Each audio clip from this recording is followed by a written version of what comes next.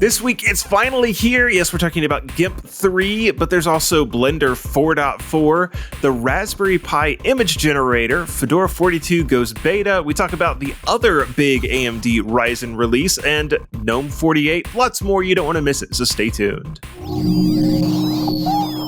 Podcasts you love. From people you trust. This is TWiT.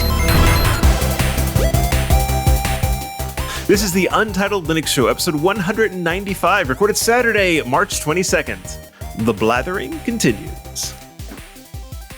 Hey folks, it is Saturday and it's time for some Linux goodness and geekery. It is the Untitled Linux Show, and of course, it's not just me here to talk about what's going on in the news. We've got sort of our regular crew. Rob, Ken, and Jeff are here, and boy, it seems like there's a lot going on this week. And there's a few things going on this week that we've been waiting for a very long time.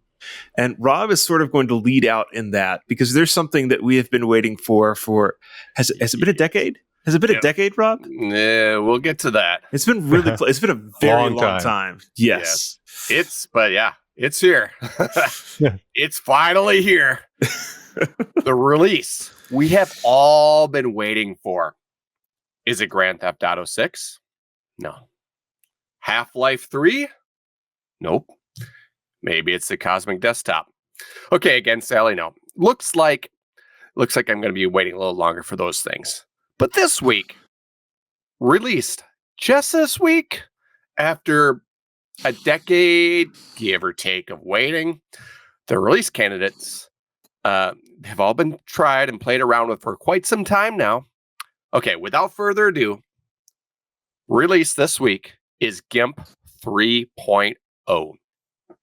So, I mean, how long have we been waiting? Saurav Rudra at It's Foss says Gimp 3.0 was announced 10 years ago in 2015. Now, if you look at Joy Snedden at OMG Ubuntu, he says Gimp 3.0 is a result of 7 years of development. So I guess they did nothing for 3 years there. I don't know. But Michael Larrable at Phoronix says he has been writing about Gimp 3.0 for some 13 years. So I had to do a little digging myself to see what's going on. How long have we been waiting? So what I found a little bit of my research. Obviously, this was all in my head at one point, and long time's gone by. But Gimp 2.0 was released in 2004. And, for me, once any major version of anything is released, I'm kind of already waiting for the next one. So I'd have to say we've been waiting for over 20 years for Gimp 3.0. I mean, once 2.0 is out, you kind of know 3.0 is coming somewhere. But looking at the Gimp website itself, it was announced 10 years ago in 2015, like Rudrov said. But they didn't start working on it until after Gimp 2.10, which was released in 2018. And I can only guess that Michael Larrable must have been speculating on the future of Gimp 3.0 long before it was ever announced, which must bring it to his 13 years. And I don't know what happened about the other 7 years before that. But anyway, I guess the real question is, how long have you been waiting for Gimp 3.0? 20 years for me.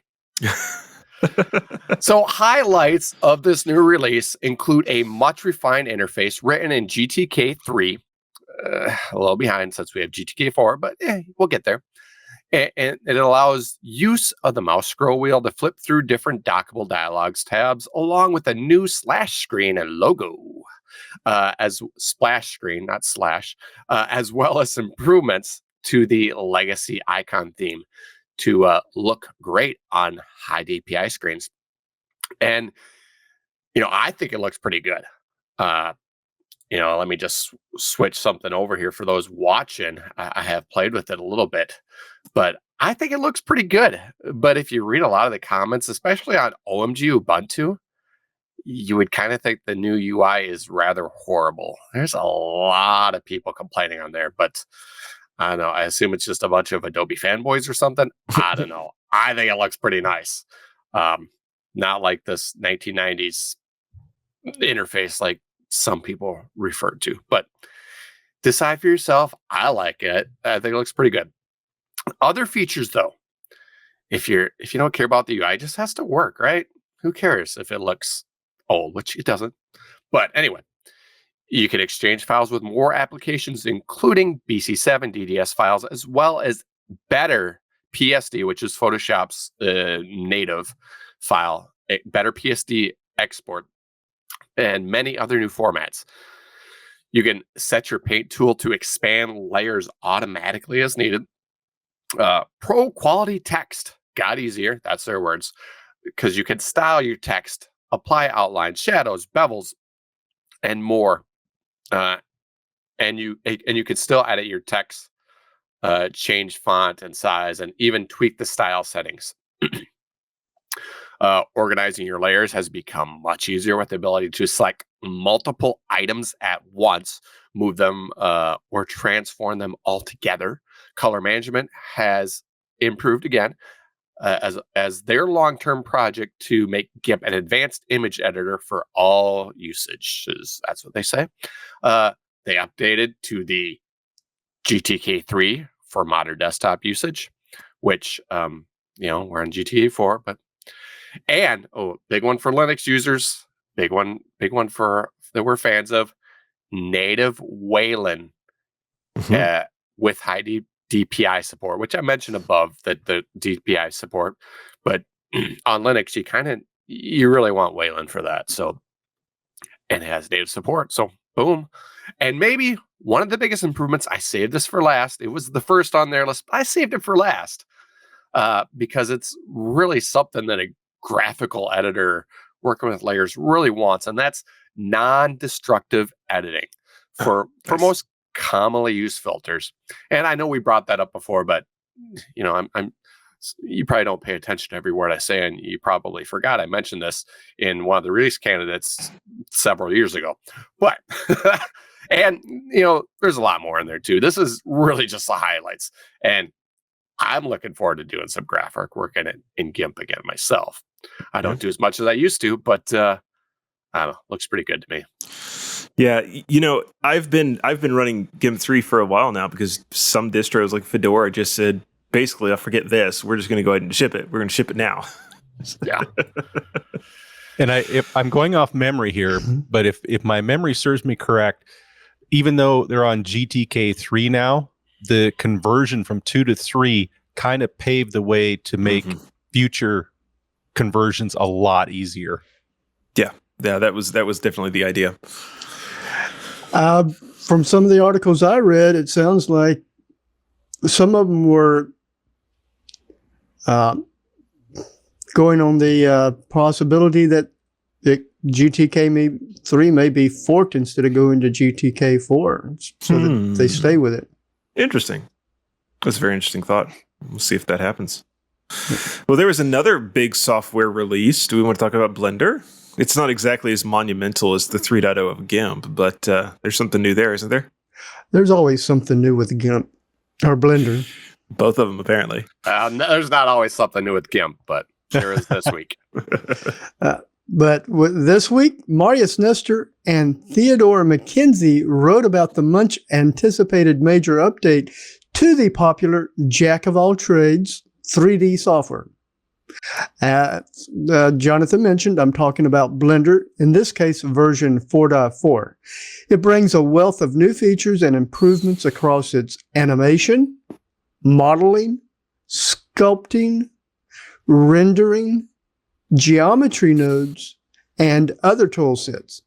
According to Marius, it introduces support for integer sockets in the compositor, a much more accurate fast Gaussian mode of the blur node, a revamped glare node for greater control, and a better user experience and support for rendering videos using the H.265 or HEVC codec.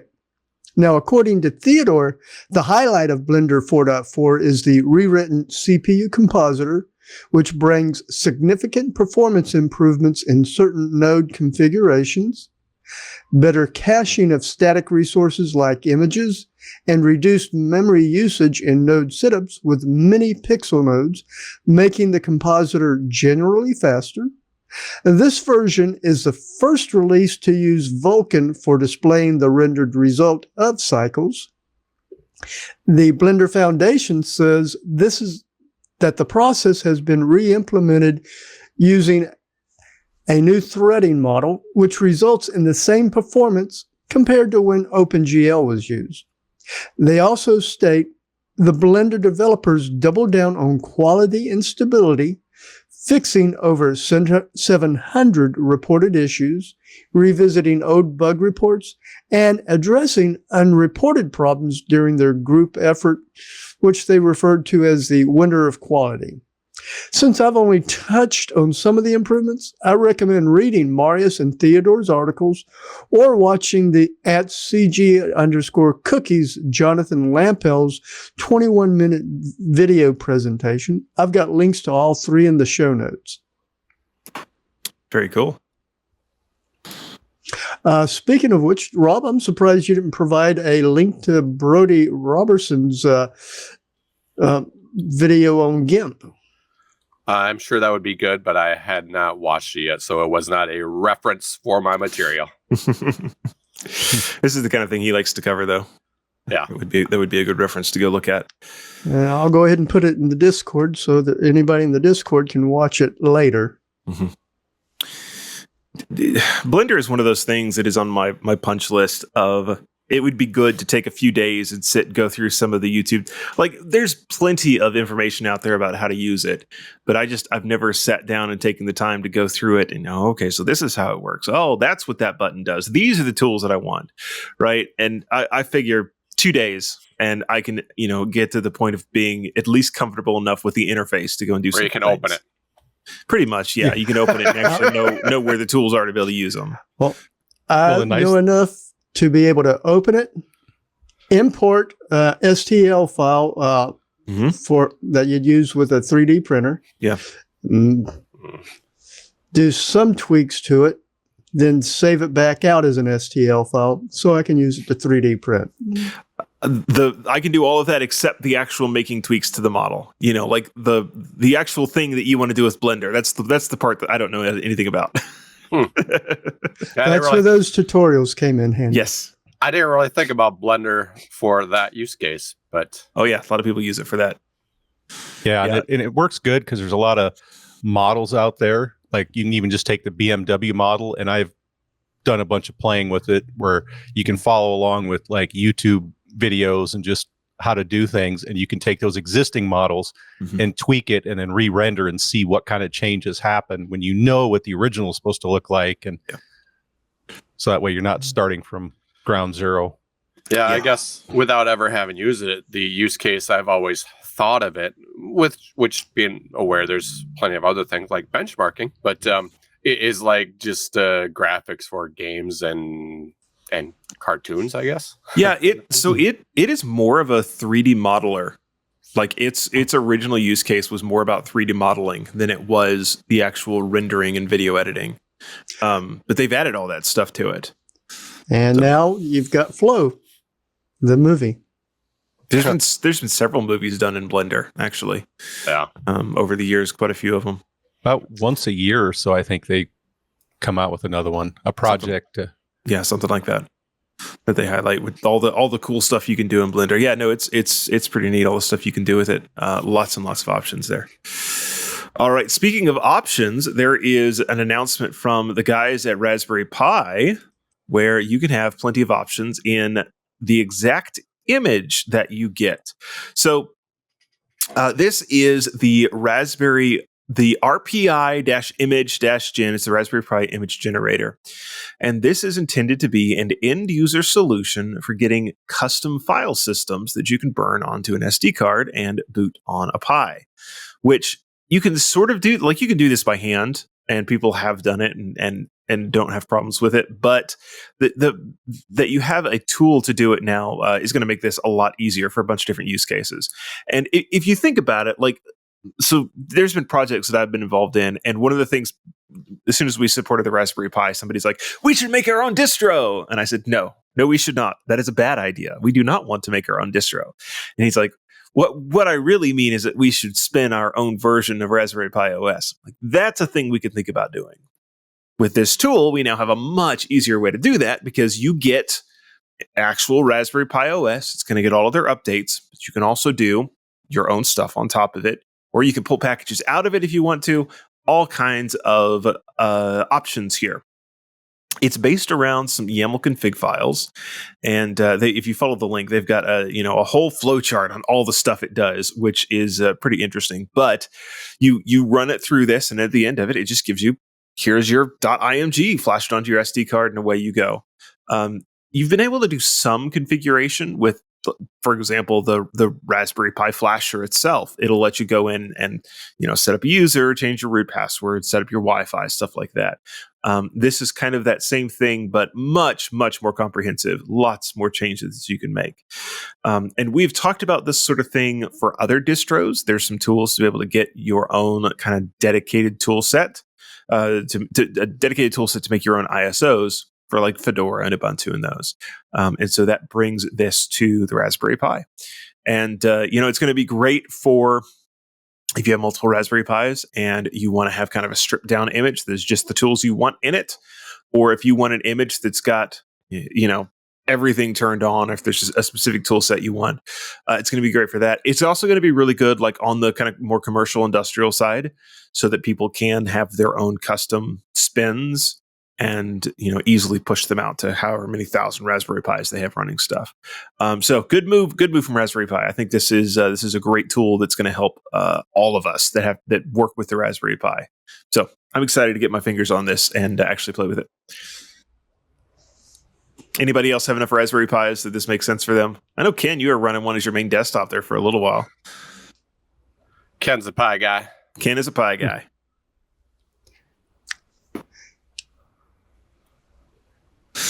All right. Well, let's move on to the Ryzen 9, the new X3D chip. There's Ken. I'm going to cover. I think he may be way behind us in audio. I'm not sure. Anyway, Jeff, let's talk about the Ryzen 9. I think we'll have Ken disconnect and reconnect to the call.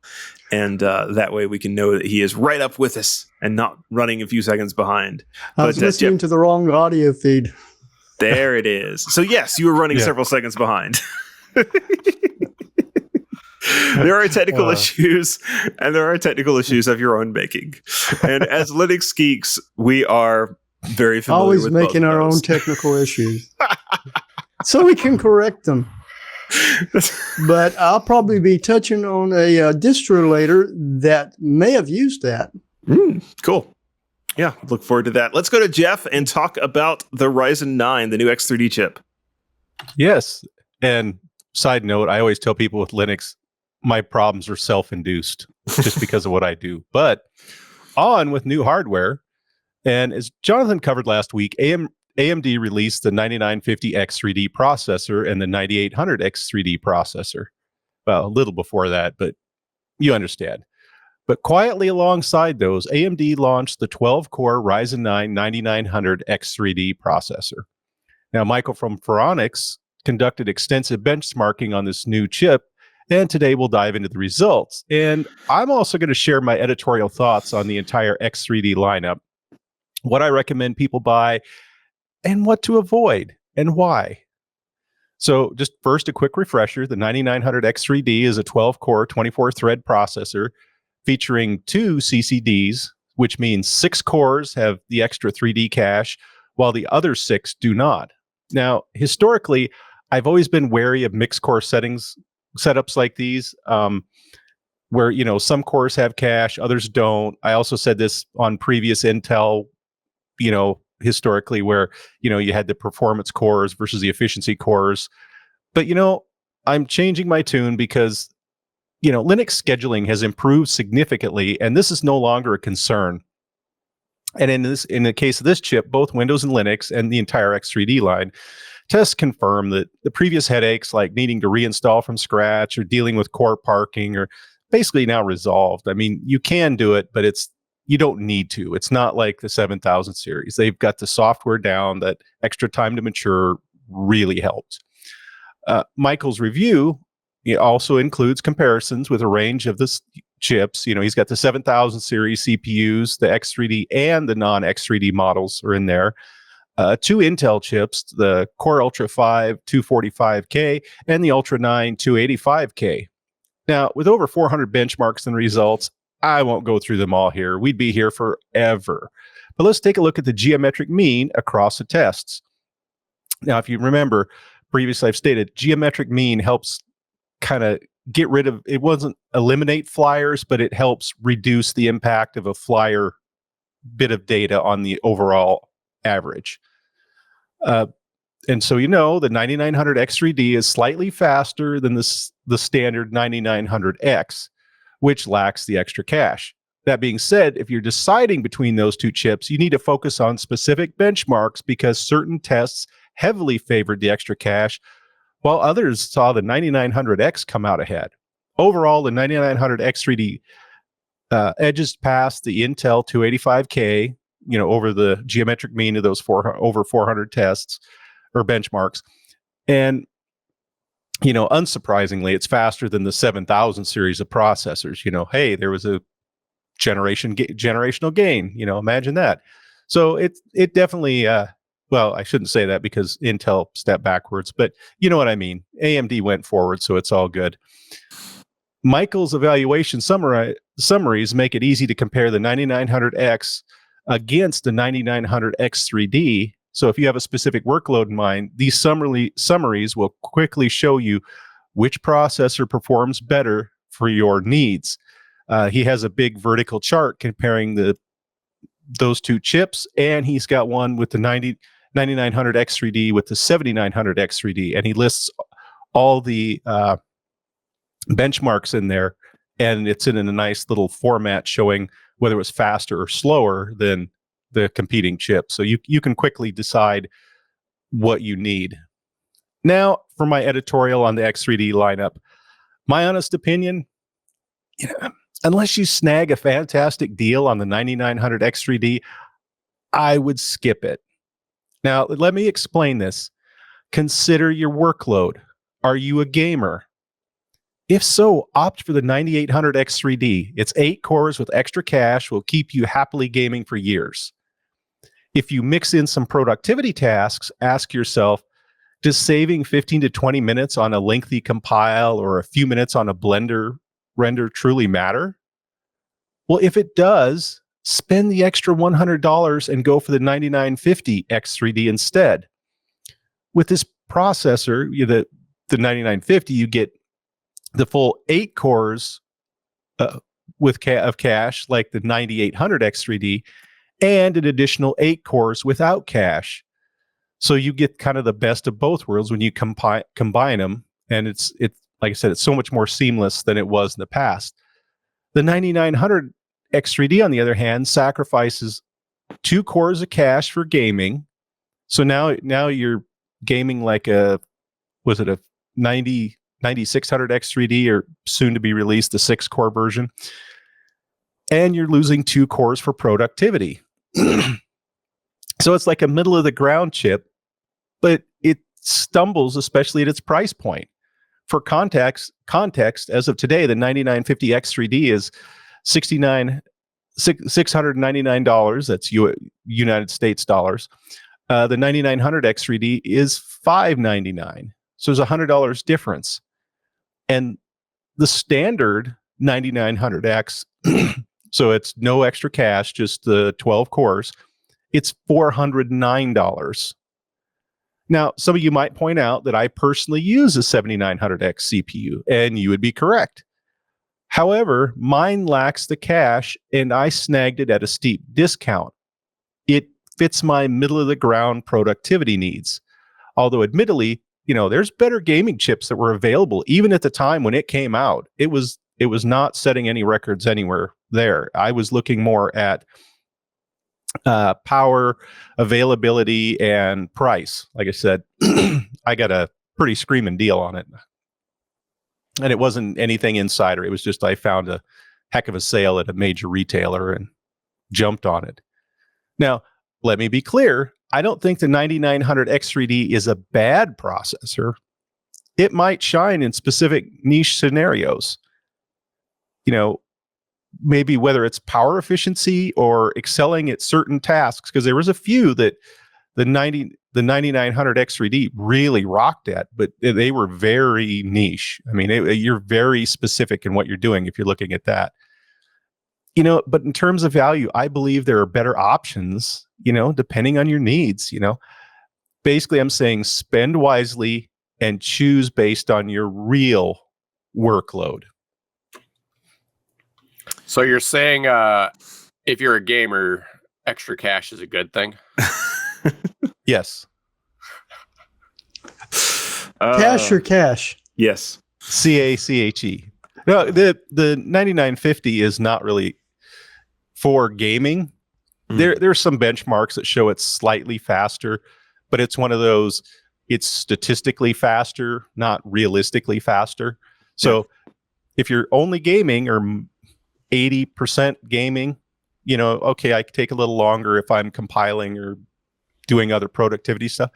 Just save money, get the 8-core, dump it into that extra money into, you know, more memory, a faster drive, a better GPU, better power supply, anything else.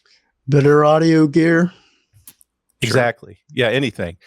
You know, if you really want productivity, if you're already into, you know, $600, it's not that much to go, you know what, go 700 and you're going to have a chip a lot faster than the 9900.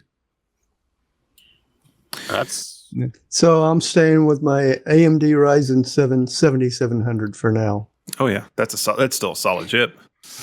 Oh yeah, and I'm sticking with my 7900. Now, if you're looking at just the 9900X, okay, maybe you're saving some money because you're stepping down from the 9950, and maybe there's some power concerns, but you're not giving up really gaming. You're not the best gaming processor. You're just stepping back from a productivity. So you don't have that fight between, oh, I'm stepping down from gaming and I'm stepping down from productivity. And that's because most games almost exclusively use 8 cores or less. There's a few exceptions, but 8 cores will do you for quite a while. And a lot of people game on, you know, 6-core CPUs. Mm-hmm. What if you're a streamer and gaming is productivity? That's actually a legitimate question. That was one of the things that I thought of, where chips like this and the the 9950X3D might make sense if you're gaming and streaming from the same machine at the same time, or if you're a game developer and you need to be able to like have Blender open working on a model and the game open and running at the same time, and streaming both via OBS. That's when you need the 9950X3D. Yeah, step up to the 9950. Or if the I'm just kind of something off the top of my head, you know, if the 9900X3D, if you could get it for maybe 500, 450, something like that, where it's significantly cheaper than the 9950, then I could make an argument. But realistically, the general consensus, and this is across multiple reviewers across multiple operating systems, is that just avoid the chip. The value's not there. So the question is AMD going to drop the price on it, or is the 9950 going to become unobtainium? I bet you they dropped the price on it. That's how I got mine. I didn't get mine at launch or anything like that. It was later in the cycle, and they weren't selling that great. So I'm like, oh, I could save a couple $100 off of 9950. Mm-hmm. So wait 6 months, a year, or just maybe before the next one comes out.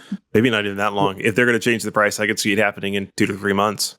Yeah. But I mean, realistically, how many people listening are really serious about productivity, where really be honest with yourself? How many, if you're not making money with productivity, or you're not spending many hours every day you can probably get by with the 9800X 3D just fine. Better question is, how many self-employed people that would be using it for productivity would be waiting? Get to make the choice themselves. Yeah. And if you're using it for productivity, get the 9900X. You're saving a little money, and yeah, your gaming performance isn't great, but it's not bad. I mean, it's not like it's not going to play your games. It's just like, okay, you're going to drop a few frames.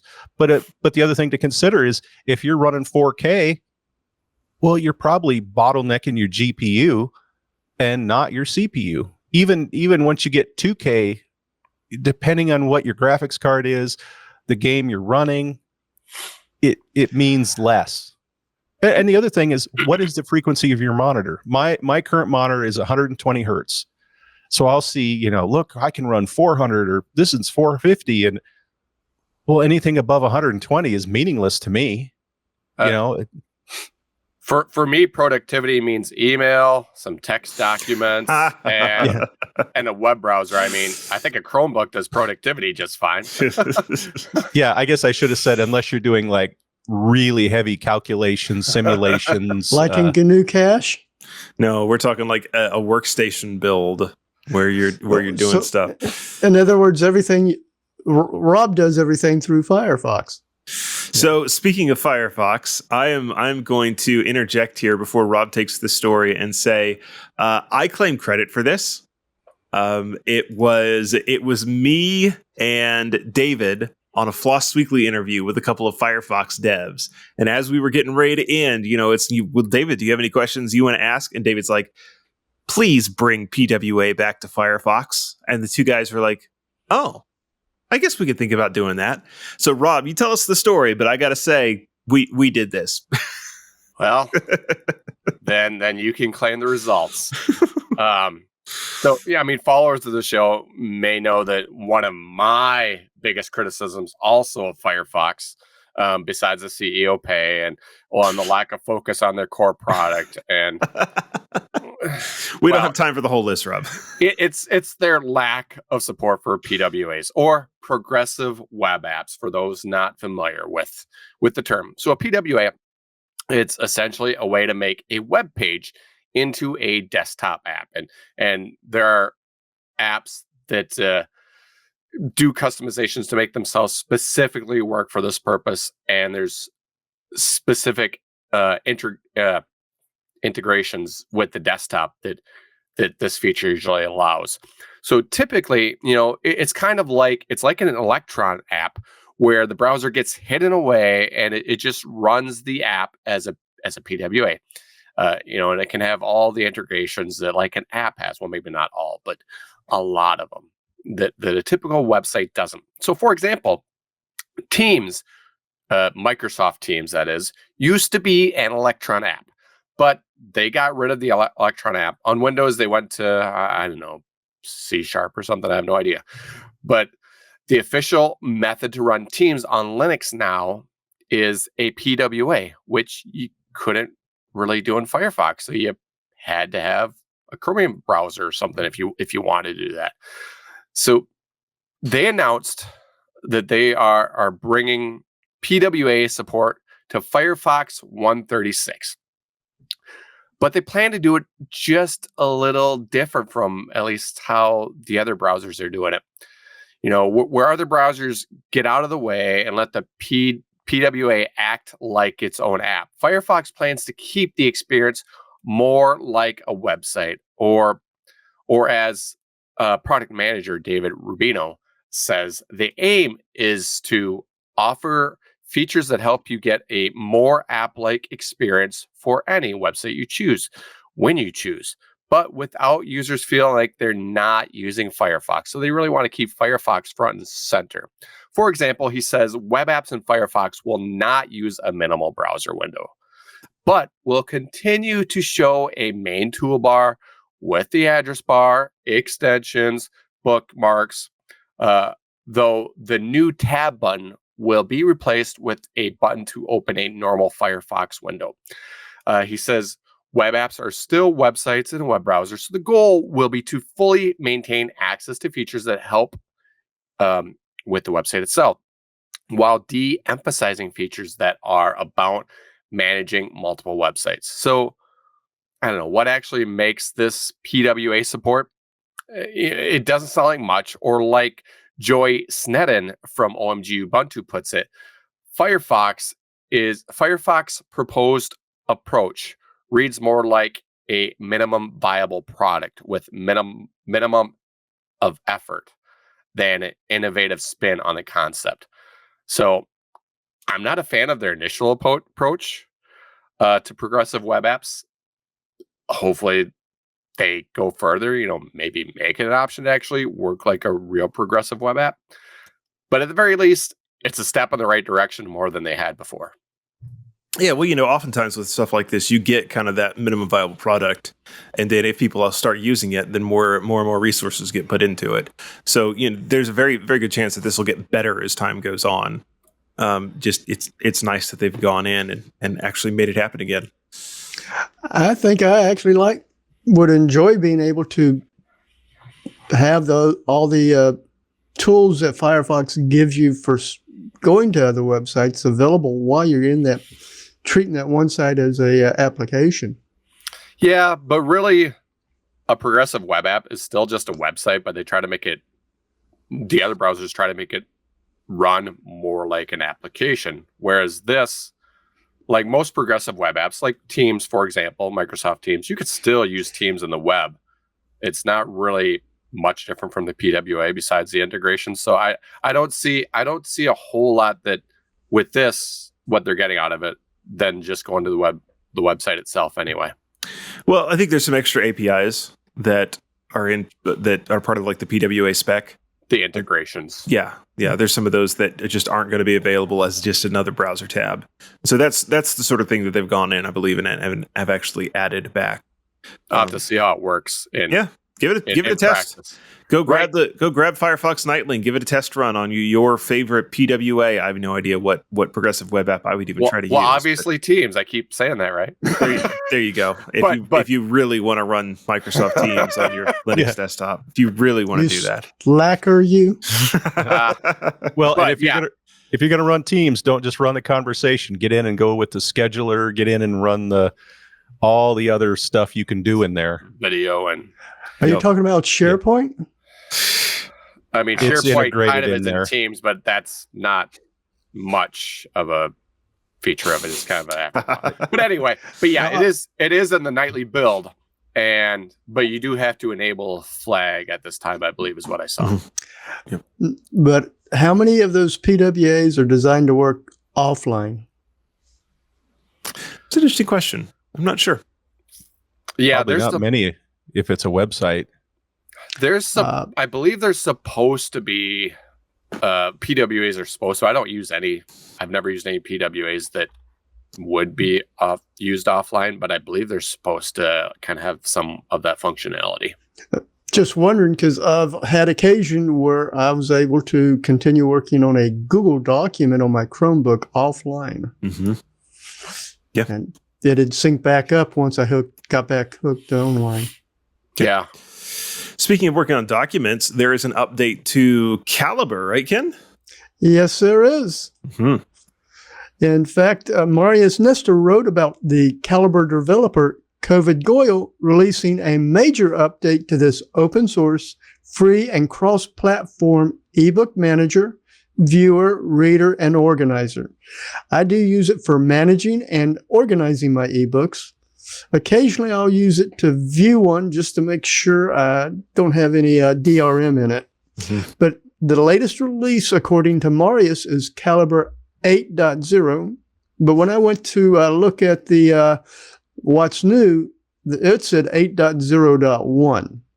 Now, according to Marius, highlights include much improved Kobo support with the ability to natively edit, view, and convert KEPUB format files and automatic EPUB to KEPUB conversion when sending books to Kobo devices, support for new firmware for the latest Tolino devices, and a new option in book details to suppress author search links.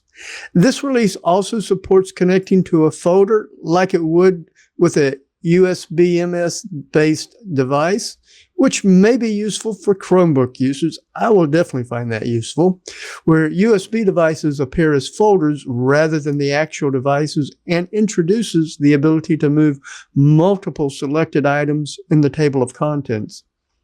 Version 8.0.1 fixes a failure to start on systems where the user had previously installed the Kobo Touch extended plugin and disabled the built-in Kobo Touch driver.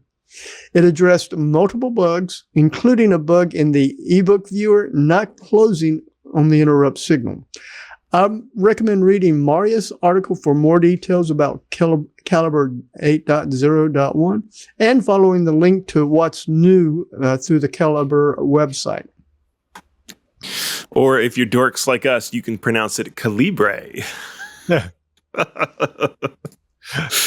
We got some hate mail for that. I've been trying to say Calibre since then. Yes. Yep. It's a neat project and a neat program. And it was started off as a way for COVID to teach himself database management. Oh, interesting. Fun. All right. So there's some news in Fedora world, Fedora land. And two things in particular that I wanted to briefly touch on, and that is that the Fedora 42 beta is out. So if you're feeling adventurous and want to go run a beta version of the best distro out there, Fedora 42 beta is available. With Fedora 42, we've got something really interesting. That is that the KDE spin is not a spin anymore. It is as official as the Gnome workstation. So there are now two editions of Fedora Workstation. There's Gnome and KDE. And I believe that landed with 42. And so for those of us that actually use it, it's not going to be a whole lot of change. But there is the possibility that it's going to change some things about the way it's marketed, and maybe even the way that funds are distributed for the KDE version to be an official version of Fedora. But the beta is out. It's got some neat stuff in it, and you can go check that out. And of course, with the beta for 42 coming out, that means that they're already thinking about the new stuff that's going to be in Fedora 43. And there's one thing there in particular that really caught my eye, and that is that they are going to set the expectation that packages are all done with reproducible builds. And so this is the idea that the actual, like the individual, the contents of a package, right? So, when we say package, we're talking about the actual .rpm file that you use to install all the software from Fedora. They are now going to set the expectation, starting with 43, that the actual collection of in that package, you've got a timestamp for when it was built. You've got a signature that's going to contain some random information in it because of cryptography. Those things, of course, are going to change every time it gets built. The actual files, the contents of it, other than those things, though, with 43 is going to be completely byte for byte reproducible by design. Now, it's been suggested that there probably will be some packages that will not do this. I would spend a few minutes trying to figure out why that would be. Like, what sort of special thing would a package have in it? And the only thing that I can really think of is if one, for some reason, went out and got random noise, pulled from /dev/random during the build process. And I'm not sure why a package would need to do that. So I'm not sure why, but they talked about 99% of the packages they're hoping to get to be completely reproducible in this way. But the reason that we're trying that Fedora wants to get to this point is that's going to make it a lot easier to verify that a package is good, and then do offline verification to make sure that a package wasn't tampered with. So, being able to find the places where someone could try to hide malware, that sort of thing. This is one of the directions that security in Linux and open source overall is moving, is to be able to do reproducible builds.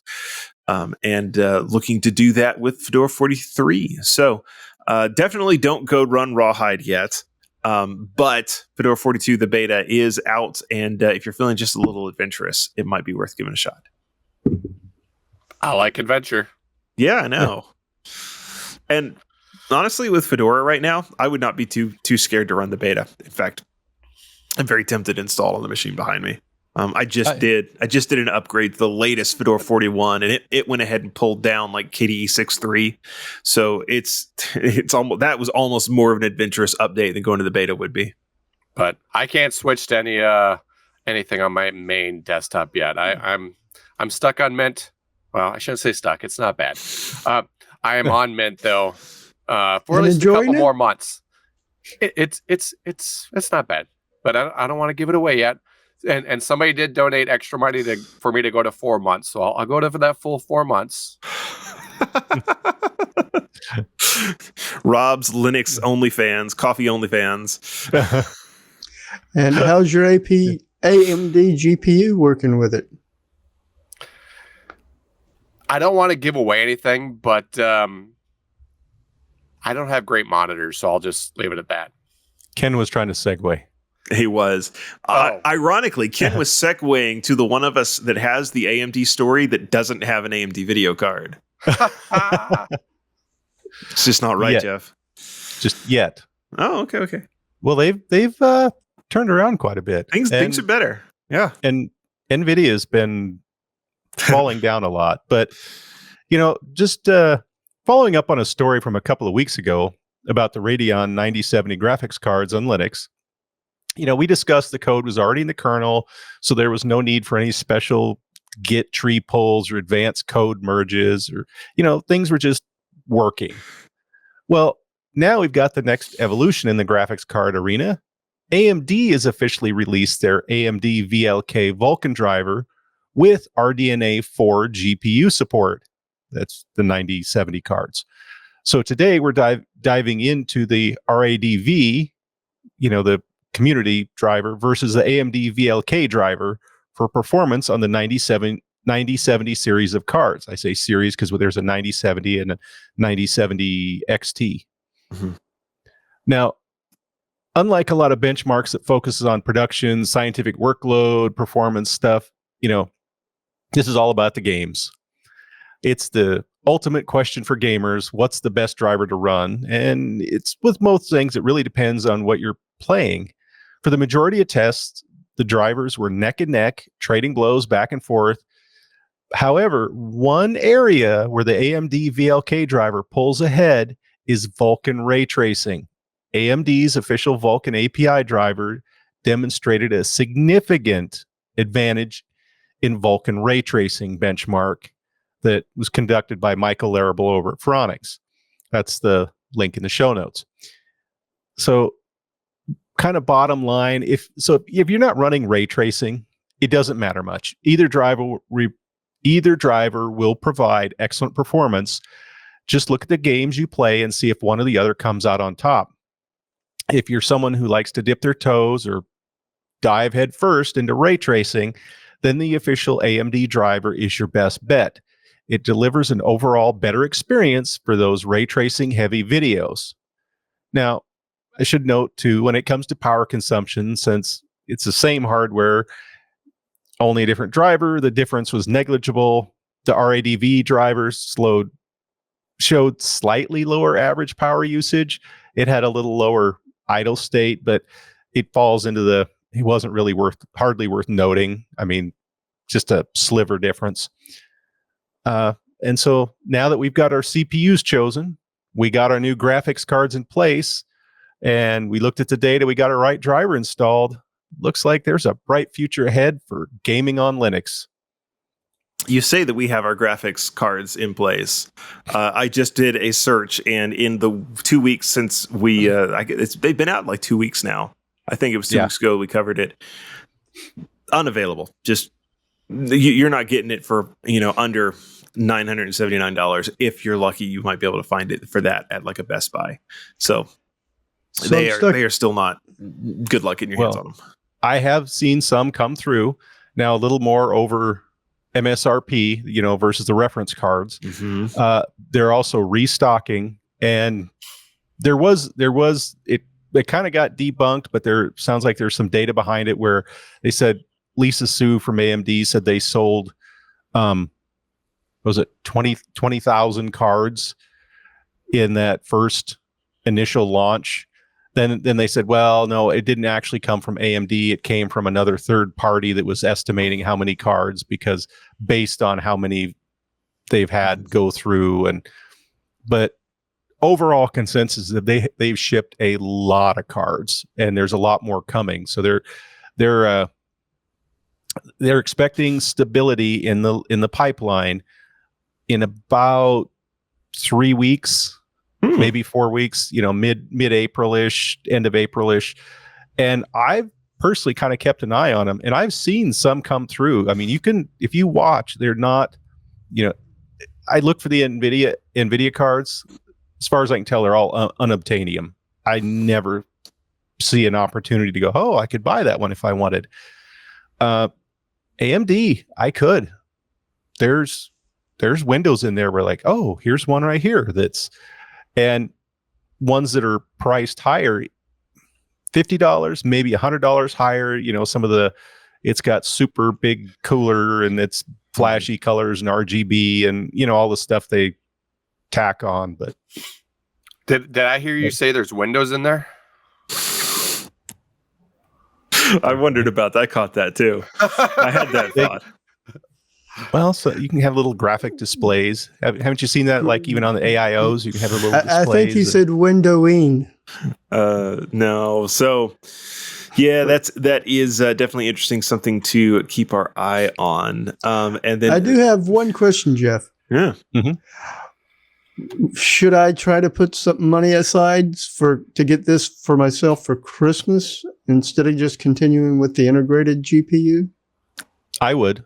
Right now, if you said I want to buy a GPU, I would recommend a 9070 XT. I would not get the 9070. I would get the XT because, kind of like we talked with the 9900, the XT has got the step up, has such a major jump in performance for a little bit more money. Yeah, makes sense. Then I'd have to upgrade my monitors. Of course you would. Well, you would be forced to upgrade your monitors. Yes, definitely. I need to upgrade my monitors seriously. So, Jeff, why don't you do a thing on monitors next week? Just do a thing, Jeff. Make it happen. Do a thing. do a thing on monitors. A story. I don't know why I couldn't think of that word. A story on monitors next week. Might be a little outside of the Linux realm. Rob, oh, come on. Linux people are using monitors, aren't they? They're not all headless. So this is usually where I would segue by telling the next guy with a story to save us from Rob's blathering about doing things and forgetting how to say story. But Rob has the next story. So the blathering continues. Wow. Yes. But Rob, what is up with Asahi Linux and that person involved with it, Asahi Lina? Yeah, so I mean, after news, I hope. Yeah, well, unfortunately not, because after all the rust in the Linux kernel drama, leading to things such as Hector Martin stepping down from the Asahi Linux project, it kind of was starting to feel like things were starting to get back to normal.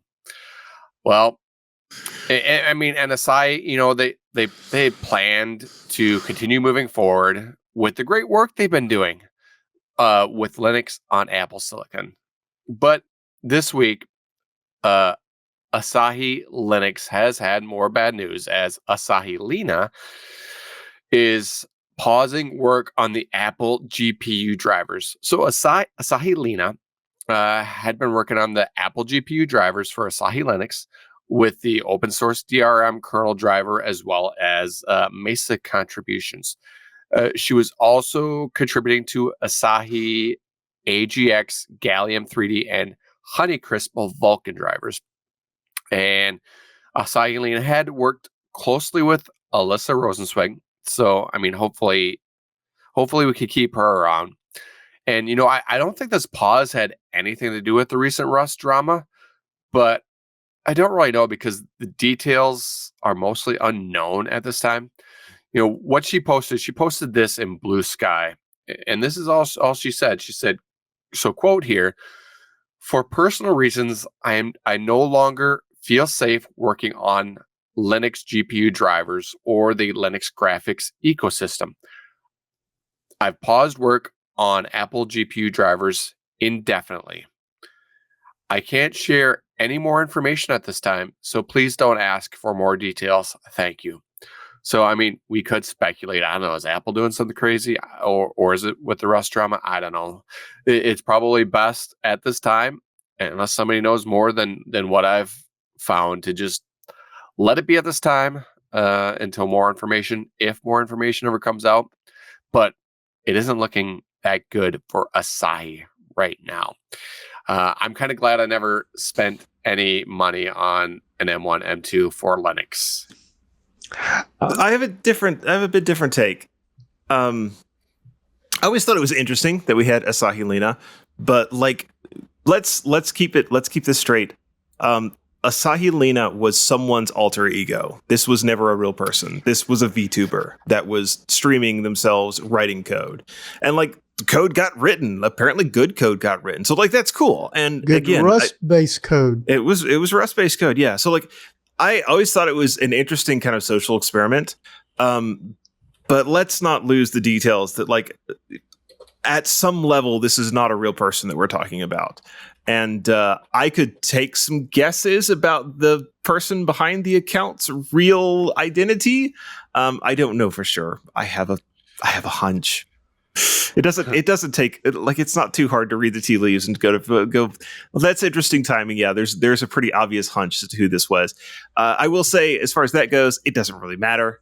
And it sort of just is what it is. There are enough people that are still excited about Linux on the M-based Macs, and enough work was done. I have a feeling that project is going to continue and is going to remain healthy. It is unfortunate to see people leave it, but I don't see this as being the end of the world. You know, I always knew it was that their identity was covered. Just because they're a VTuber, like you said. Mm-hmm. I never really put it together that it very well is possibly an alter ego of maybe somebody we already know, maybe Hector Martin, like Mashed Potato said. Yes, so that's the obvious guess, right? That Asahi Lina was the alter ego of Hector Martin. And again, I don't care. It's just something fun on YouTube. And I don't know for sure that's who it was. It could have been somebody completely different. I just hope Alyssa Rosenweg. I hope you apologize for mispronouncing that. Rosenzweig. Mm-hmm. Alyssa Rosenweg. Rosenzweig. Swig. But I hope she doesn't leave also. Otherwise, we're going to lose two of the best developers that were working on the Apple Linux GPU graphics stack. If I remember correctly, Rosenzweig is actually doing it professionally, like is part of a company and is getting paid for doing it. More power to her then. Yeah. You know, the fact that it's an alter ego does make my mind crank.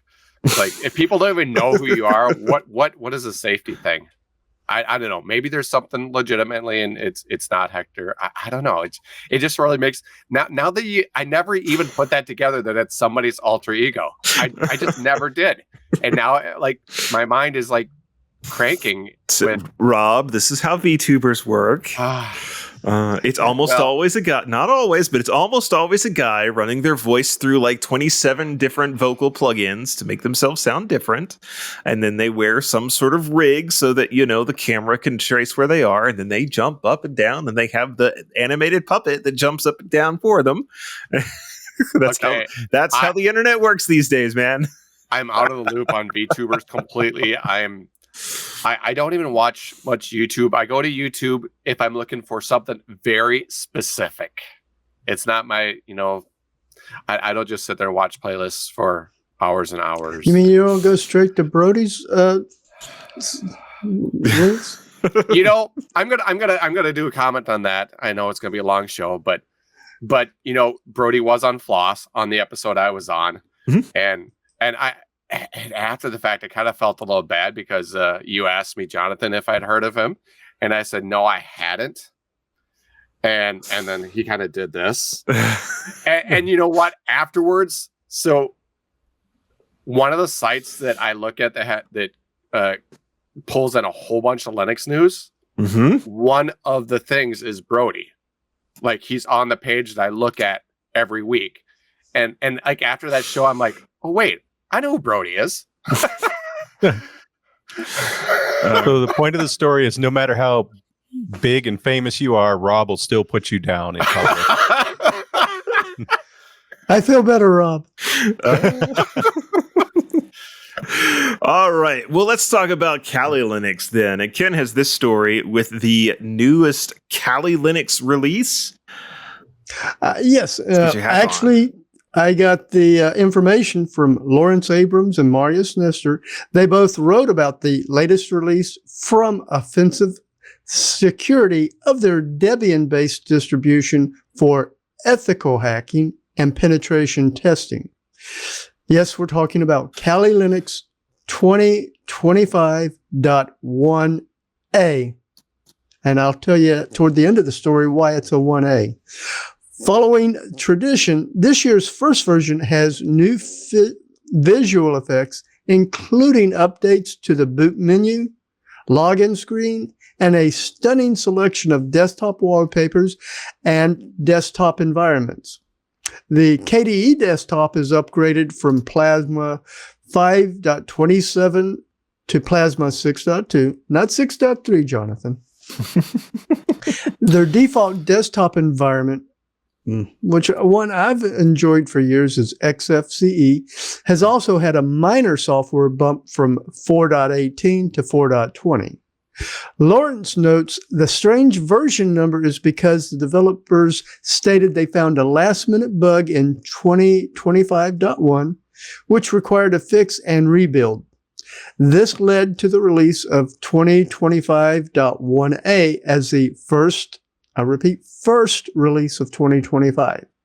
According to Marius, Kali Linux 2025.1a comes with a new tool called Hoax Shell. You can read about it and other updates in the articles I have linked in the show notes. Yeah, I was just thinking, I've been fiddling with, Kali Linux and Backtrack before it for a very long time, like probably 20 years now. Yeah, about that. The first Backtrack release was back in March of 2013, and it was not long after that I became aware of it. And the funny thing is, it's still not as long as we waited for Gimp. If you're going back to the 2.0 days. Yes. Yeah. Yes. Oh, that's great. So how long before we do see Gimp 4.0? It depends. If it's on a linear curve, we got another 20 years. If it's on a logarithmic curve, you're talking about the heat death of the universe first. I should still be alive. I hope. Well, like I said, if I remember correctly, it should be quicker. So maybe 5 years, 7 years. Are they working on GTK5 yet? Probably somebody is. So when GTK5 gets released, that's when they'll start on it. There you go. All right. Well, let's talk for just a minute about a funny little security thing that is getting fixed in Linux 6.15. And so this is the slab tool, which is one of the memory allocation tools. And it in that pull request, there's a randomization thing that happens in the kernel. And essentially it puts like multiple copies of the caches in memory and will randomly pick one when it goes to use it. And the idea is that if an attacker has the ability to overwrite some memory and can put their payload into one of these caches, you don't want to have like a guarantee that you're going to pull the one that has been tampered with. And so it's considered a security hardening thing to randomize this. The way that this randomization works actually is that program execution jumps into this function, and then to get the random value, the function actually like looks forward in its own code to the return address, and that return address is what it's going to pull to randomize, to do the randomization. So it uses that value as its random seed. It was discovered that in at least one case, the return address. So that works if that function is what's called inlined, which basically means that like it gets replicated in memory multiple times because the functions that use it just sort of they use it directly, we'll say, without going into like a lengthy explanation of what inlining means in programming. It uses it directly in the code. It's not jumping. This particular use case, though, it was being like fully exported as a symbol, which means it only lives one place, and it only ever lives in that one place in memory. And so regardless of where it got jumped into, that return was always going to be the same. And so this whole like randomization function was essentially one big no-op. It was always returning the same seed, and so it was always jumping to the same place. And you might think, oh, well, sure, this is a theoretical thing. Nobody would ever actually use this. No, so if you go to, I've got the link to the Phoronix article. If you go to the third paragraph and it says the Google engineers discovered, and that's a link. This is actually where Google security researchers found a problem in NF tables where they were able to like double freeze some memory. And to be able to exploit that, they had to overcome this bit of security hardening.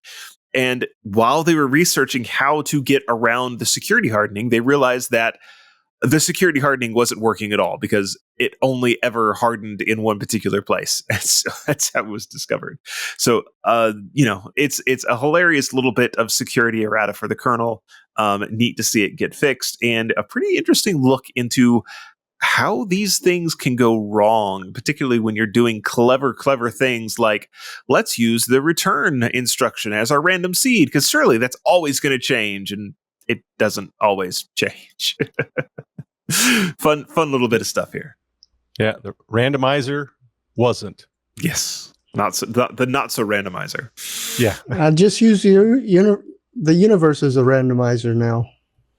Yeah, you got to get the outside of the computer into the inside for that to work, though. All right, a lot of ways people do it. It's true. Yeah, one of the funny, the craziest that I remember is apparently at some big company. I don't know if it was like Sun or IBM, a large company. They had cameras pointed at lava lamps. That was.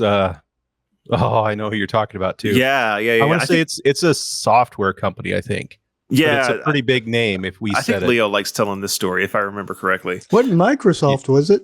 No, I don't think so. That's too out of the box thinking for Microsoft.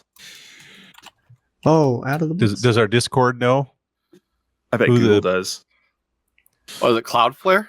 Cloudflare could be.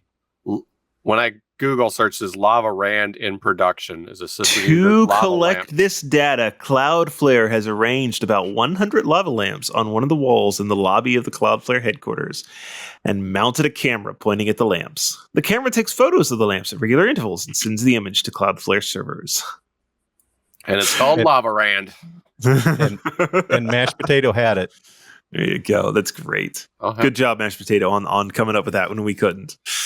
Yes, it is a difficult problem to get the randomness of the universe into the computer because computers are, by definition, not very random.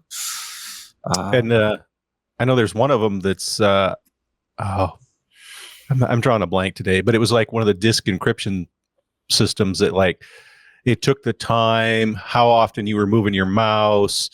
TrueCrypt used to do that. Yes. Yeah, you go to create a new encrypted volume, and it would be like, all right, now move the mouse erratically and tap randomly at your keyboard for a while. When you feel like you've done that enough, click this button. It was great. And it was sounds like a Gnome feature. It was filling in all sorts of other, like the random noise from various things and internet protocol packets and what was the time from the last packet reset. Yeah, just to bundle that chaos. Yeah, well, it's actually quite a problem on particularly embedded devices, like routers in particular really have this problem of when you first turn them on and it's time to get a random seed, how do you get an actual random or even, appreciably random seed to start with? Because by default, especially on those little routers, their random seed is going to be the same every time, or it might be based on the system time, which is going to be pretty predictable. It's actually it's a pretty severe problem that folks like OpenWRT have had to work through and try to figure out how to fix it. So yeah, randomness is hard. All right, Jeff, do you want to talk about Gnome real quick? Gnome 48. Yes. I never can remember with Gnome. I'm sure there's an even odd rule. Is it the even releases that are the good ones and the odd releases that are terrible? They're all good. They're all terrible. We're talking about Gnome, Rob. They're all good and they're all terrible. So we show a lot of love to KDE on this show, and for good reason. KDE is going through some big evolutionary changes right now. But today, let's shine the spotlight on another desktop environment that deserves attention. On Wednesday, Gnome 48, codename Bengaluru, made its debut as the latest version of the Gnome desktop. So we'll just dive into some of the highlights of the features of this release, which there's, like we always say, there's a ton more in here. We're just skimming the high points here. First up, we have dynamic triple buffering, a feature that's designed to boost performance on low-end GPUs like Intel integrated graphics or even Raspberry Pi devices, the real low-end stuff. Gnome 48 also brings improvements to Wayland's color management protocol support, enhanced HDR dynamic range support, and a new well-being feature. This well-being tool tracks your screen time and sends you friendly reminders to take a break, stretch, or go outside and touch some grass. But there's more. Gnome now features on-screen desktop notifications for when you connect headphones. It has a new display control system that lets you view and modify active monitor configuration. And for the monitor configurations, changes can be made through the command line arguments as well. So you don't have to use your GUI to change your monitor configurations. And by default, new windows, something that you don't have previously configured, will now open centered on your screen. The Nautilus file manager has also been upgraded. It now supports removing bookmarks directly from the path bar, and you can load thumbnail information separately from other file information. In addition, you'll see improvements in directory loading performance and grid selections. Now, for Team Green, which we haven't talked too much on this show, but for NVIDIA GPU users, Gnome 48 offers better support when an NVIDIA card is your primary GPU. It does this by it improves DMA buffer support for headless sessions and optimizes frame rates for monitors connected to secondary GPUs in copy mode. In Wayland-only setups, X-Wayland is no longer required thanks to updates in the Gnome Display Manager. So previously, you had to run X-Wayland even if you were not running any X programs. Some app-specific upgrades include Gnome Music, which now supports high DPI album covers, so you can see the high resolution on those better. And the remote desktop app receives support for zero-copy rendering via Vulkan and VAAPI. Even the Gnome text editor has been updated. Its search bar now appears at the bottom of the text area. That's not all of it. Like I said, we're hitting the high points. Gnome 48 comes with countless other updates, bug fixes, changes. So if you're interested in the full list, check out the linked article in the show notes, where you'll also find a link in there to the official release notes. So every single item that you can dig into and find out what's changed. It is worth mentioning that Gnome 48 will be the default desktop environment for Fedora 42 on the Gnome side. They also run KDE, just so you're aware, and Ubuntu 25.04. For those using a rolling release distribution, you can expect to see it arriving very soon. Until then, happy computing. Very cool. So it sounds like our Wayland only future is getting really close. GNOME doesn't need X Wayland, and Gimp 3.0 is native Wayland now. So it's a lot closer than I thought. I think last week we talked about how KDE is moving their X11 support down to no new features being added. And in the next version, I think in 7, they're going to finally yank it. So yeah, a little behind Gnome, but they're splitting it, so you got a X11 version and a Wayland version, aren't they? KDE? Yes, but that is only going to be maintained through like the next major release, and then after that, it's just not even the split version is going to be there. It's just going to go away. So it's kind of one of those, if you were going to running something really, really old, it's, I got to have this, it requires X. You're just going to have to run some older version of KDE and probably just stick on an older distribution. XIs works though through X Wayland. You can run XIs under Wayland. That's just it. Pretty much everything works at this point. Yeah, but we're getting rid of X Wayland soon. No, we're not getting rid of X Wayland. Gnome doesn't need it anymore. Gimp doesn't need it. It doesn't need it if you're running only Wayland applications. Yeah. Exactly. That's my point. You just so if you've got an application that still requires X11 and you want to run Gimp or Gnome or KDE, you're going to need to have that the X server running. It's the same thing we tell people who say, but I need that Windows app. No, you don't need that Windows app. If it doesn't run on Linux, just don't use that app. So now we're getting a little more into the future here. If it doesn't run on Wayland, you don't need that app. So get with the times. So we need to start listing the Wayland alternatives. There you go. Well, most things should be anything really supported should be converting to Wayland, and there is going to be a time where X Wayland is probably going to not support certain things, or they're going to wind up changing the API in Wayland and might break something. Or, I mean, it's going to be probably a few years away, but at some point, X is going to be so old that they're like, no, we're not supporting this anymore. There's too many security risks with it now. Well, yeah, actually running X11 server, yes, yeah. Which usually is on X Wayland too. I mean, lots of times, not always, but a lot of times they have the same CVs. Sort of. The big advantage though is that X Wayland doesn't run as root, whereas your X11 server usually does. No, I imagine X Wayland is going to stick around for another probably 20 years, right? Because open source things sure are going to go to Wayland, but what about your closed source applications? What about your games compiled for Linux? Those are never going to get recompiled as Wayland options. Just kind of stuck with those on running on X Wayland. Is it going to be a thing that's there by default, or something like, if you need it, you can get X Wayland too?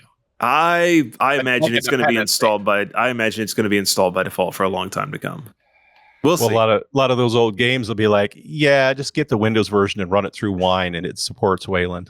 Yes, that is unfortunately the case. That as we have noted here many times before, the Windows API has sort of become the long-term support API for Linux. I'm going to predict by 2030, write this down. For the moment. Before 2030, write this down.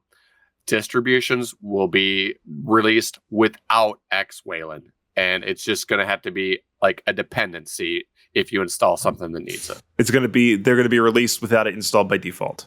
By default. Yeah, that's probably true. Available. That's probably true. Well, kind of like the 32-bit support for a lot of stuff where you're like, oh, if you're going to run this, you got to load your 32-bit libraries and pull them in. You got to download them and install them. Yep. Well, and that'll be the signal of when they can stop including it, because they can just monitor the downloads and go, gosh, hey, we had 10 downloads this year. It's probably not worth the support or the packaging or, Yep. All right. Well, let's get into some command line tips and just tips in general. I know not all of them are command line tips. Mine is not this week. We're going to let Rob start us off with if not empty, IFNE. That's what it is. If not empty. So if any, however you want to say If So this is, I am continuing my more utils series with IFNE, or if not empty, IFNE.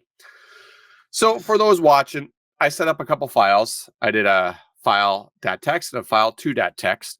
And on the screen, I already catted them both. As you can see, cat file.txt is an empty file. There's nothing there. If you cat file2.txt, I have, this is text from file 2. Have a nice day.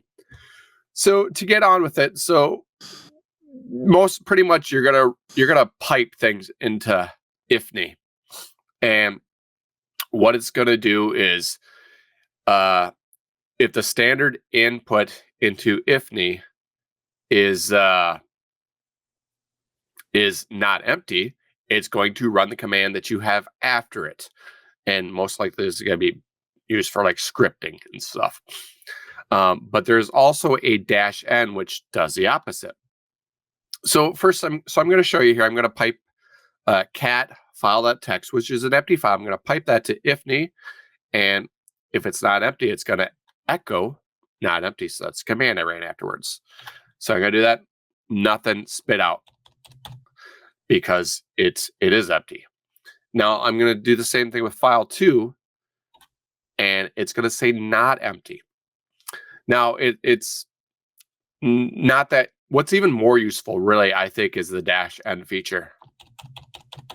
So I'm going to do the same thing, but in reverse. I'm going to cat the empty file, which is file.txt, pipe that to ifni, do a -n, and so that means what it's going to do here, it's going to cat that file,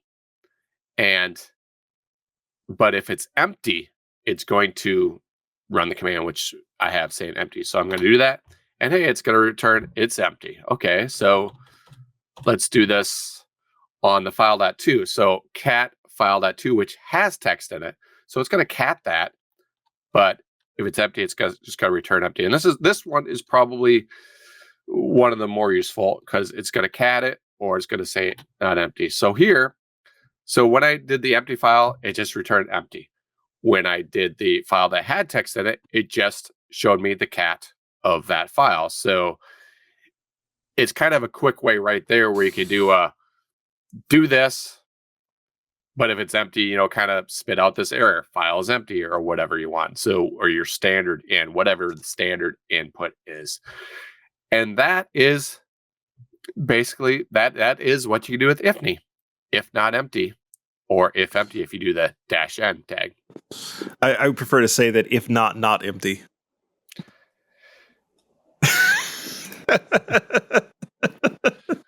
Yeah, I mean, that's... So if full. They almost just need a second command. You could just alias another one.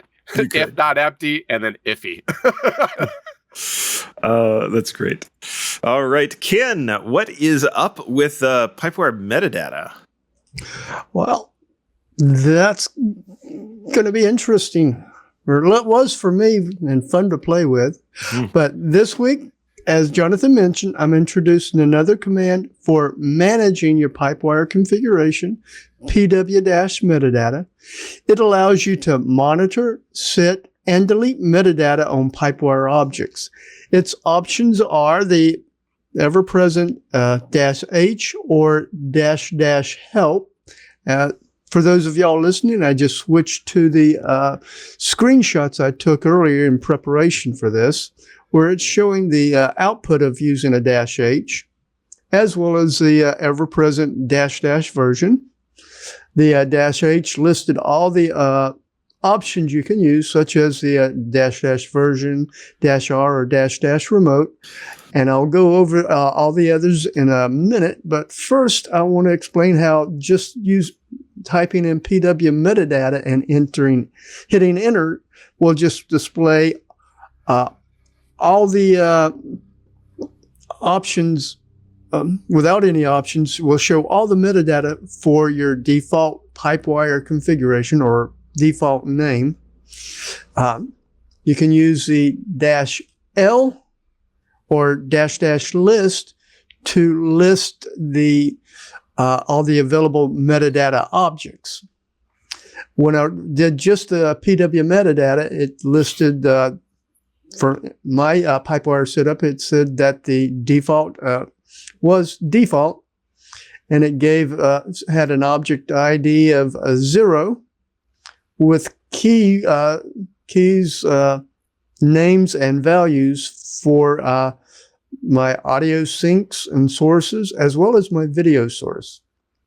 Now, when I did the -L or -- list, the list gave me objects such as settings, schema-sm -settings, persistent-sm -settings, sm-settings, sm-objects, default again, filters, and route settings, so that you can use PW metadata and name the one you want to configure. The example I did was -n space settings space 0 for the object, and that listed all the metadata for that object.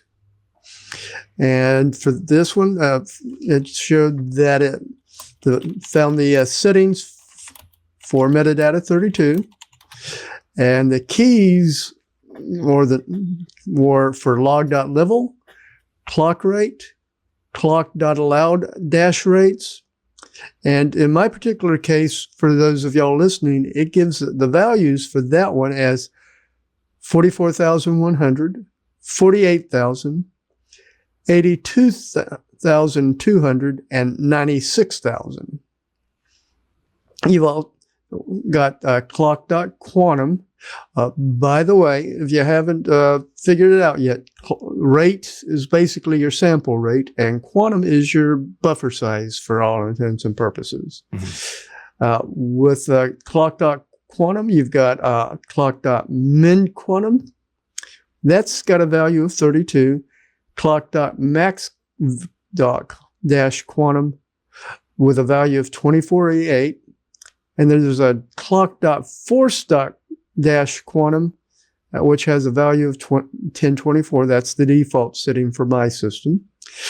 And then you'll see, for those of y'all listening, the clock.rate and clock.force-rate are showing a value of 96. I actually went in playing with my system and set it to that. And the way you do that is by using PW metadata. In my case, I went and used it to do a -n space settings space 0 clock.rate. And the example I use with the screenshots is going to 48,000. And when I hit enter, that set the property ID 0 key clock.rate to the value of 48,000. And then I did that again also for the clock.force-rate, and it did the same thing. And another, then I went back and just printed it all out so you could see it in the next screenshot, where it's showing that all the values had been updated to what I just changed it to. You've also got -m, which or --mon, that lets you monitor your metadata as it changes. I started it off, and it started with just 5 settings: default.configured.audio.sync, which was set to my UMC 22 preamp, which it lists as an ALSA device, ALSA-output.usb-bird-brown from TI._USB audio codec. Yeah, I'm going to stop reading there. That's too long to read. Thank you. And I had my system configured at the time so that the default.configured.audio source was also to the UMC 22. That's a lot easier to say. But then you've also got default audio.audio.sync, same thing, and default.audio.source, and it even shows the default.video.source, which was going to the V4L2 device, in my case, my webcam itself. Then I went and changed what I was using for the my headset to connect to. I moved it so that it went from the UMC22 to the internal audio card for the headset line out connection. That caused it to change the default configured audio sync to and it gives the ALSA name for my audio card for both the configured audio sync and the audio sync. Then I switched it to so the audio was going to my TV, and it changed the configured audio sync and the audio sync to the ALSA name for the Sanyo TV's HDMI stereo out. And the last thing I did was play around with unplugging and plugging the webcam to the USB port, as well as the UMC22. So the last two are showing all the changes that made. That's actually pretty interesting in and of itself, being able to plug and unplug with the dash M to monitor. I could see that being super useful to understand what happens in your system when you make changes. I like that one particularly.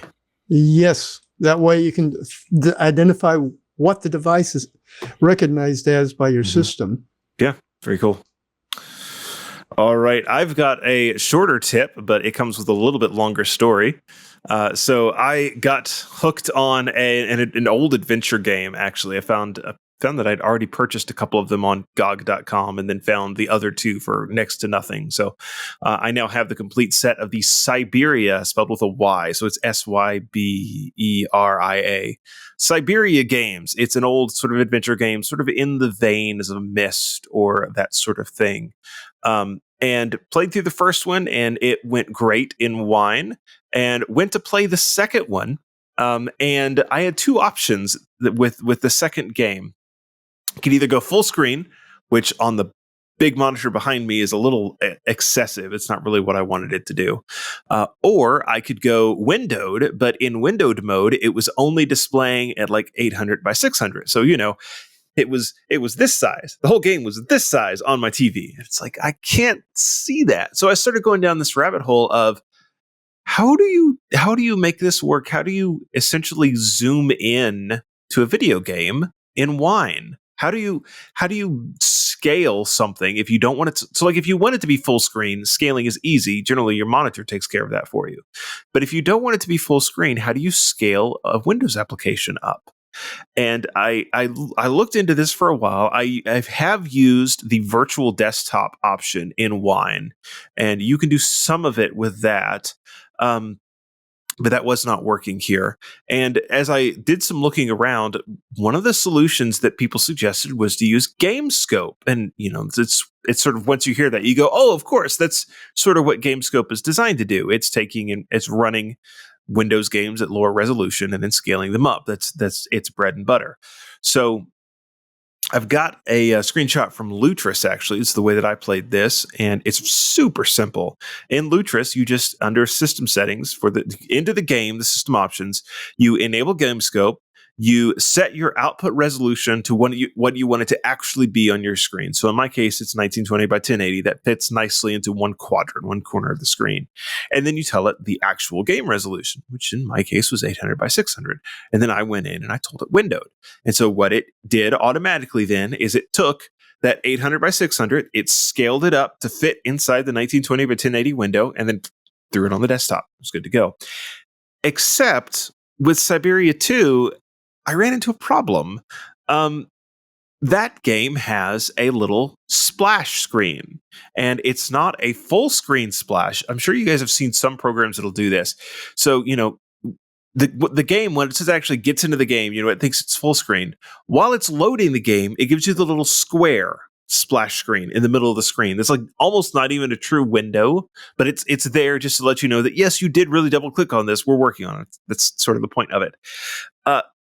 GameScope was seeing that as the main application.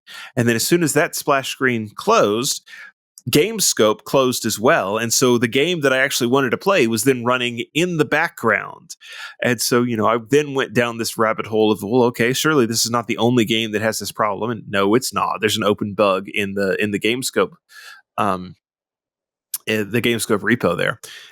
And so it took me a while to figure out how to do this. I got to looking around in the Siberia 2 initialization files, the settings, and come to find out it's like a Siberia2.exe is the application that they intend for you to start.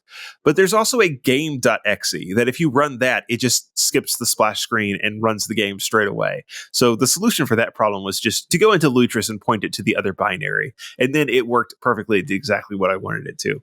But the main tip here is GameScope, but I thought the hackery to get game.exe working was pretty interesting too.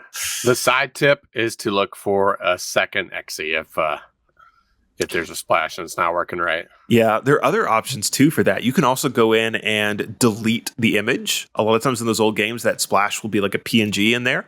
And so if you delete that image, sometimes it won't ever show the splash and it'll do what you want it to. But you'd actually, it'd still run the exe, the wrong exe though.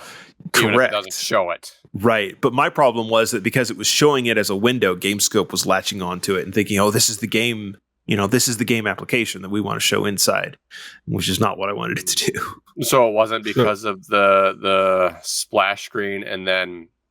It was because you had two separate executables. They were running two separate... They were running as two separate processes, and each of them was creating its own, essentially, window. And so GameScope was just locking on to the first application, the first process that created a window. Oh, that created a window. Okay. Yeah, that's what it was. So, but eventually found the solution for that and was able to move on. But so in 2 weeks, we're going to hear about how you fixed it, the bug in GameScope? No, not going to do it.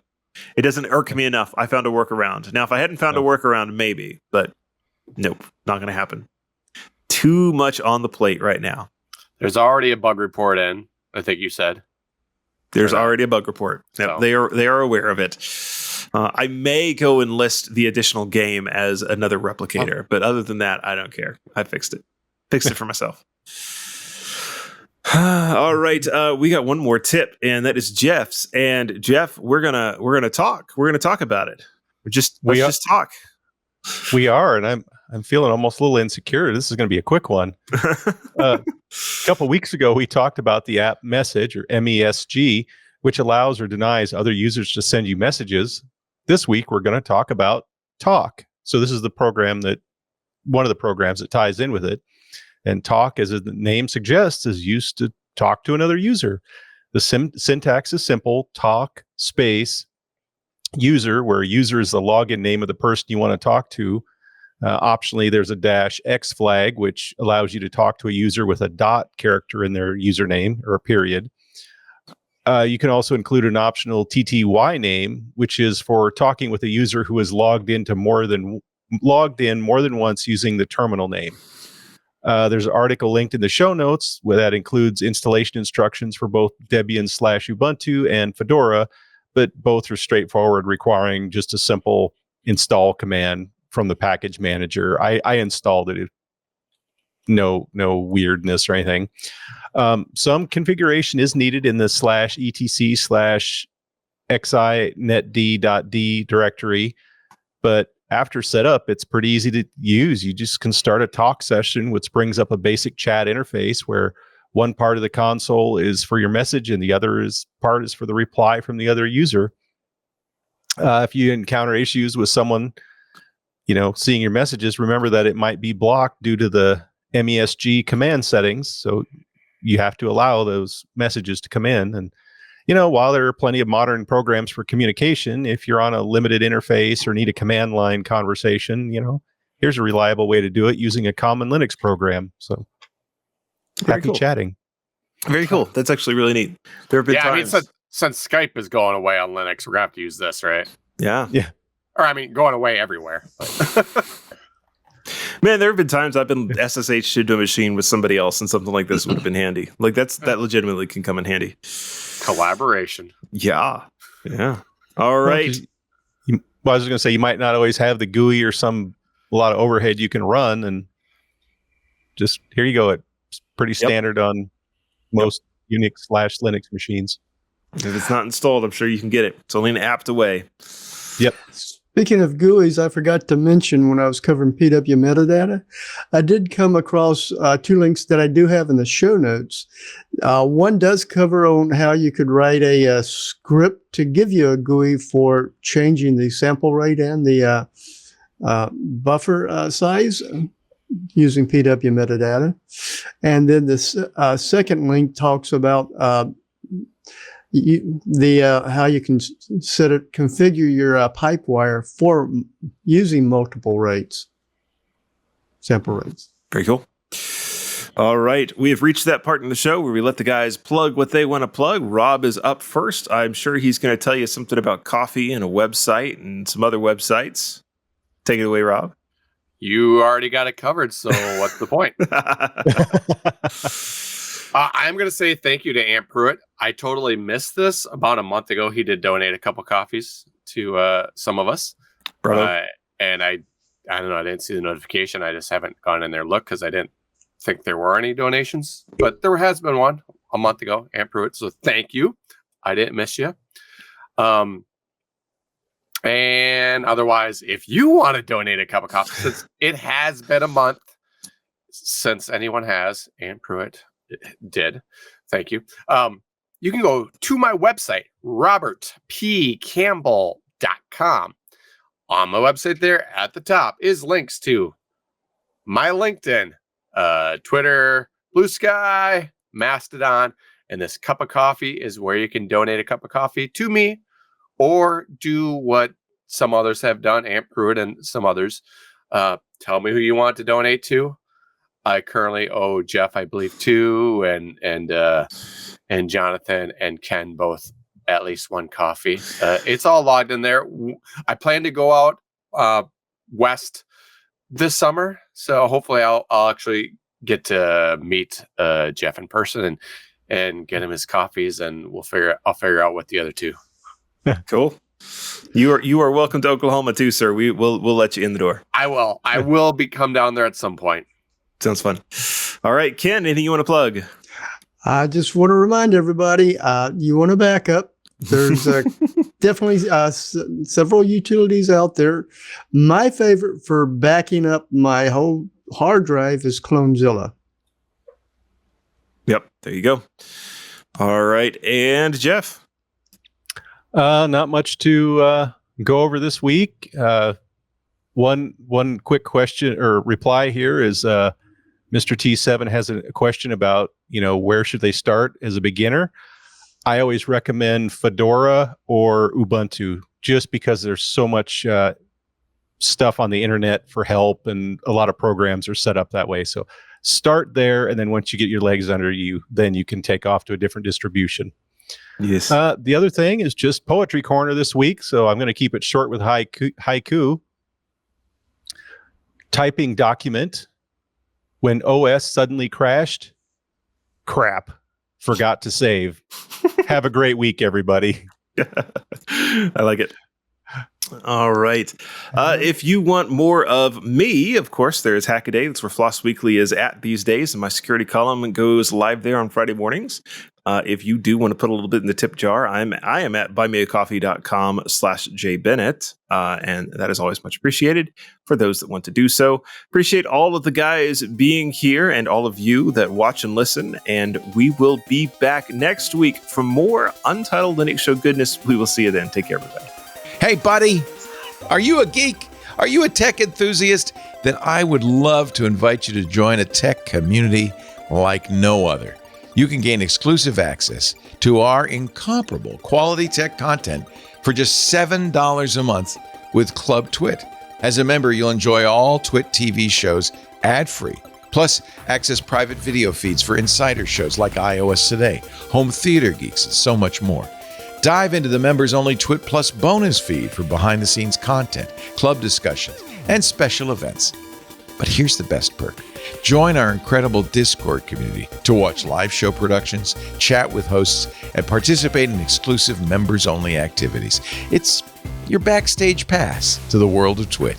Whether you're a tech enthusiast or a lifelong learner, Club TWiT elevates your knowledge while entertaining your interests. Get 2 weeks free when you sign up now for $7 a month and unlock unparalleled access at twit.tv/clubtwit. That's twit.tv/clubtwit. And from the bottom of my heart, thank you and welcome to the club.